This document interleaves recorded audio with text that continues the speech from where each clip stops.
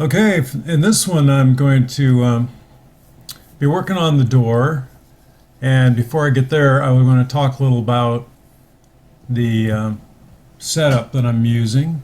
This is one of my progress so far. I still got the plastic on covering that sky.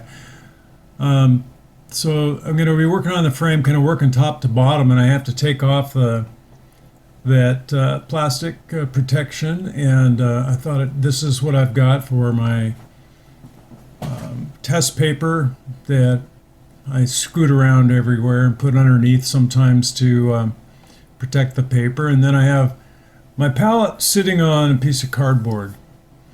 And I've just recently cleaned it. I don't do that a lot, but when I'm going into a totally different area, sometimes it's a good idea so that the colors aren't all muddied up. I also need to see them and be able to, read the caption there, the little label that I've put on.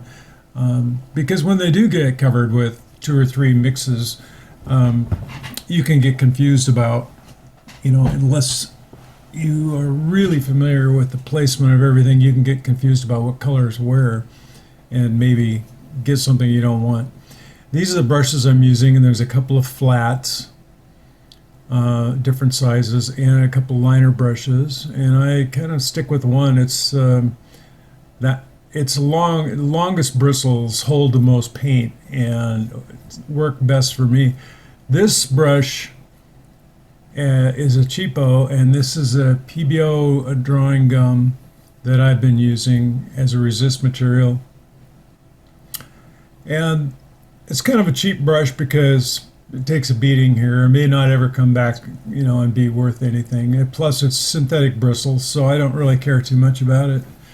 You sort of have to shape it prior to using, and if you want thin lines, for example, you got to pull it to a point or chisel shape. So that's kind of the way I have things laid out, and I'm always working from top to bottom. Here's a little dish that I sometimes use for mixing. And I also have more colors in other palettes, but here's one I have for mostly blues and grays. So like there's a Payne's gray, Davies gray, I think there's some black in there, and then all of the blues. So there's a lot of color available, but at this stage I'm just going to be using primarily browns, and that would be raw umber, raw sienna, burnt umber, burnt sienna, sepia, and what else do I have up there? That kind of covers it, I believe, but I'm also mixing in shaded areas just a hint of alizarin crimson in shadow and a little bit of one of the blues, which kind of gives you a purple gray. It works well for a shadow. And thinking about doing this door, one of the things I have to keep in mind at all times here is the direction of the light. And actually, I'm working on this. Is the back. The frame is really the back side, and it's going to be darker than the door itself. The door is swinging open, and it's catching a lot of light, so it will be lighter than its frame. But I'm beginning with the frame, and I'm working from the top down.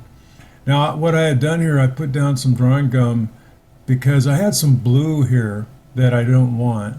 And of course, if you using a yellowish brown like the sienna or raw umber even has some in it, you could get a green, and I definitely don't want that. So drawing gum over the top, and now I'm kind of removing most of it and then leaving a little bit open so that it'll create a texture as I work over the top of it.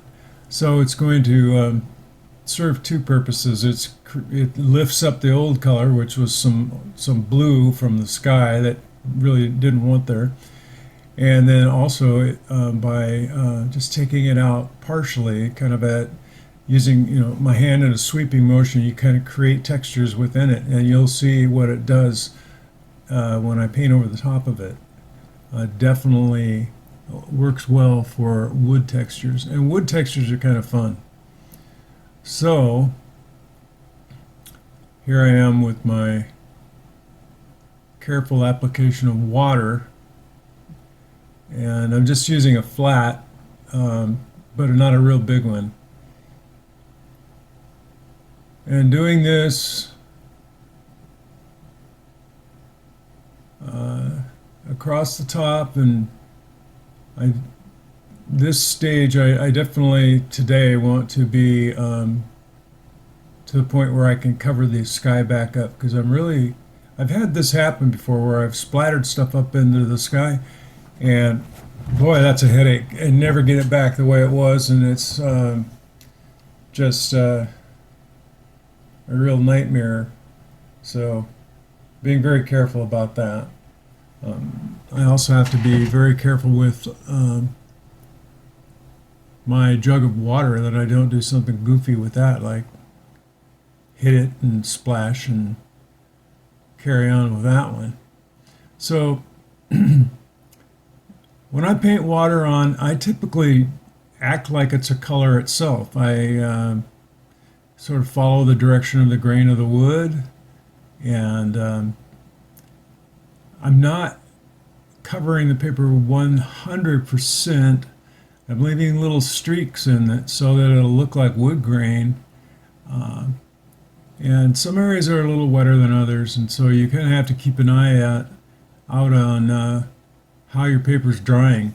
Sometimes that requires getting down at an angle and getting your light just right so that you can see what's drying and what isn't, or what has dried completely, because totally different effect when you add color to an area of dry paper. Of course, you might put down way too much pigment, and so in this instance, I'm using this scrap paper to kind of two things: to test my color and also to protect the areas where I don't want to get any paint.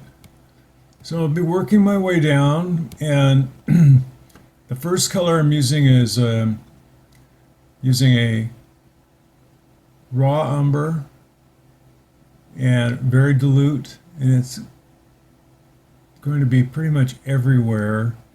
And then there will be other colors layered over the top of it. Burnt sienna, raw sienna, and as I mentioned, in the areas where there's going to be a little shading, I add a touch of blue or alizarin crimson or both to the mix, not to create a blue or a purple or something. It's actually to just give it a shadow tone. So if you add those two colors to brown, it will push it back. The other thing I like to do is add in the highlighted areas maybe a little bit more of orange, or I'm not using any yellow directly. I'm only using the yellow in the that the brown contains here. So I'm not actually adding any yellow to the browns.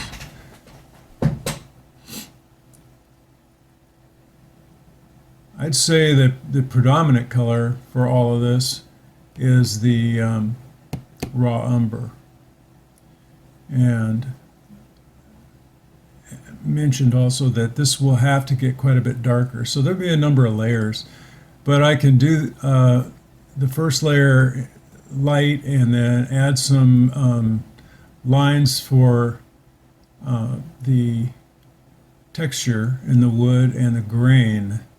And some parts, now I'm painting over the gum right there, so it looks really dark, but that's actually gonna, when the gum is removed, it'll be a light area because the door is swung open and it's going to be catching sunlight. And so this whole door idea is something I came up with that I wanted to include. And I just loved the framework and the door itself when I saw it. And actually in New Mexico, it was around Taos, and took a whole lot of photos of lots of different doors and all of the weathered old wood. And I thought I really want to use that. And instead of just doing something architectural, I thought for a change I would do something a little bit unexpected. And so I'm going to work this door and its frame into the different environment here. And to anchor it, I'm think it'll work best to just concentrate on the accurate shadows cast by the door and its frame, and also the earth colors, the desert colors that are surrounding it. It doesn't look totally out of place, even though it wasn't there. It can kind of be integrated into this kind of a composition because it came from an area that was, I don't know, not complete. It wasn't desert, but it was rocky, and it was hardscape all over the place. So one of the other element that I'm going to have in this is a bighorn sheep that will be visible below as we look through this open door. And they're really interesting creatures. I think they're very regal, and should fit well into this composition without drawing too much attention away from everything else. I do want a focal point, and that's going to pull us into the painting, but I also don't want it to just be, you know, an animal painting or a wildlife painting. It's just a natural setting with some odd elements that hopefully will be intriguing and make for an interesting work that you want to explore visually. So what I'm going to do here now is continue to layer in with these brown mixtures and do a little bit of grain and kind of work my way down the door, and I will speed this up because it takes me forever to do anything, and put on a little music, and then I'll come back and discuss how I'm going to integrate this thing into its setting here with shadows.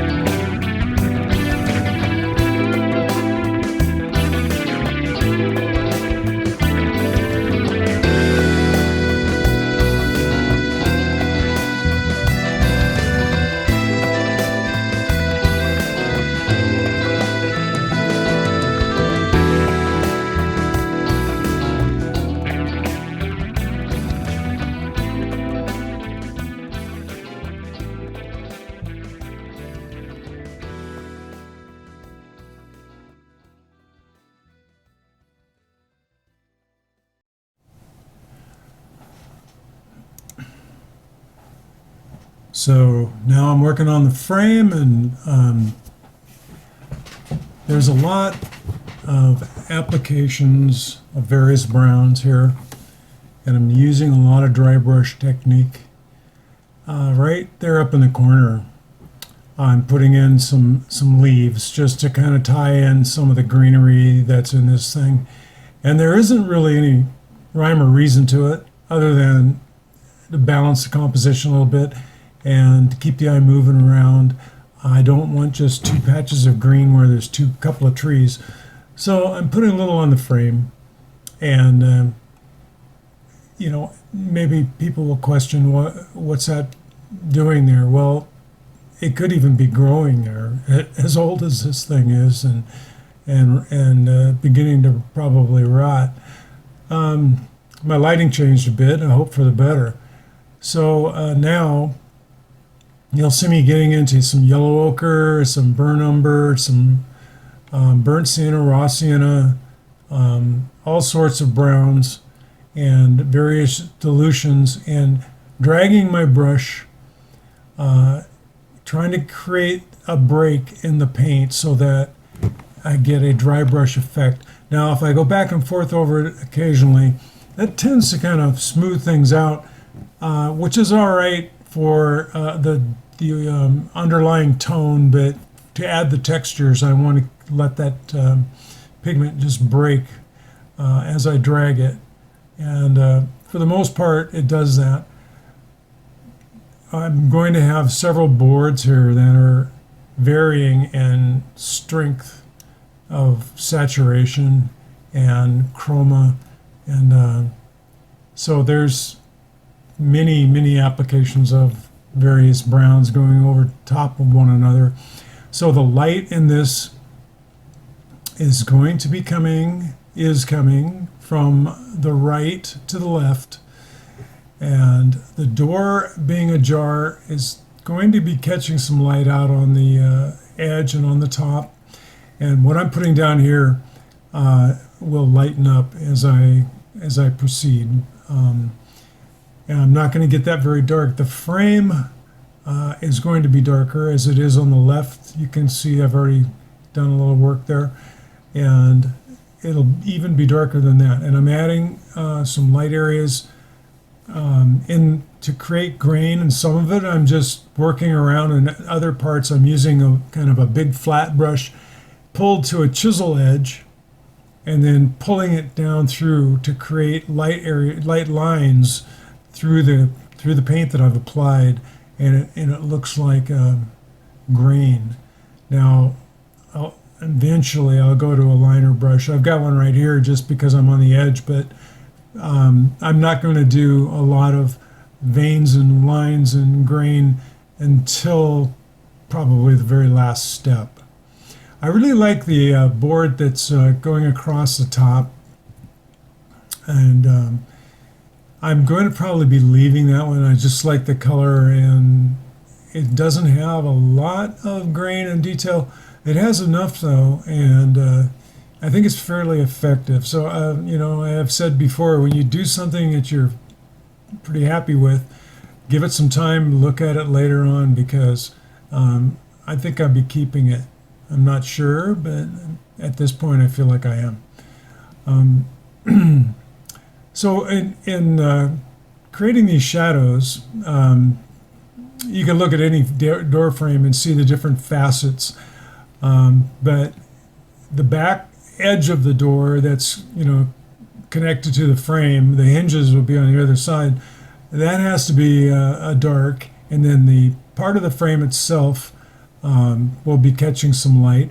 Actually, the whole frame is embedded in some rock or marble, and I'm going to be looking at some marble. I don't know, I'll find some examples to use as a model for what I do on the base. So it's going to be a marble and then kind of morph into rock and down into the landscape. And it will be dropping away. As we look through the door, it's going to be going downhill and then down the hill a ways in the distance, there'll be the bighorn looking back up at us. So this portion of the proceedings is, again, kind of slow, but I get there, and I was thinking about it as I was working. It would be easy to just get tired of doing one thing over and over again. But this part's kind of fun because you have complete freedom here to do any kind of grain you want. And also, you're not really having to match anything perfectly. You get to use your imagination more. Get to think about where the light's striking, where the shadows would be cast. Any of that is just, it's up to you. And as long as you build it up slowly, you really can't go wrong. The mistake would be to grab something, a very dark value, and grab a big brush and just kind of slather it on there. And that just isn't going to work. Even if you float it on, if you try to do some kind of wash. A wash does not function on something with lots of texture like wood. The reason being, the water will blend everything and make it look soft. It's fine for a cloud, but it's not going to work on a textured area. So I'm keeping the paper pretty dry for the most part, and dragging my brush with some color, and I'm using a little liner brush in places, but for the most part I'll be going back to, it's like a 1/4 inch flat, and that's what I've done most of this with. So as I proceed here, I'm going to again start some music, speed this up a little bit. Maybe not as much as I had before, but it would be a 3-hour video if I didn't. So I will proceed with my door and see you on the next one. I hope you hang in there, and we'll get to the some more of the foreground, the marble and the stones, and also eventually to Mr. Bighorn.